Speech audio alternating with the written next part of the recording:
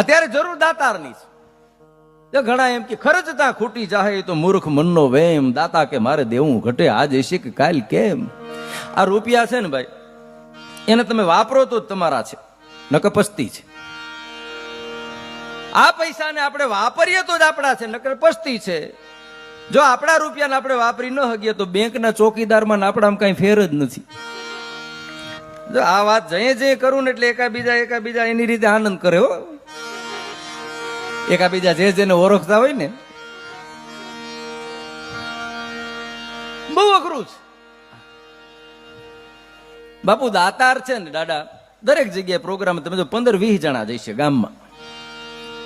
એક વાત યાદ રાખજો, દાતારને કોઈથી ઘટતું નથી, ભિખારીને કોઈથી ભેરું નથી થતું.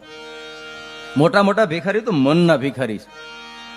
એક ભિખારીએ લોટરી લીધી ને એમાં 2 કરોડનું ઇનામ હતું. એક જણો કે તને 2 કરોડ રૂપિયા લાગશે તો શું કરી? એ કે પ્રાઇવેટ એકલો મંદિર બનાવીને બેઠો બેઠો ભીખ માગીશ,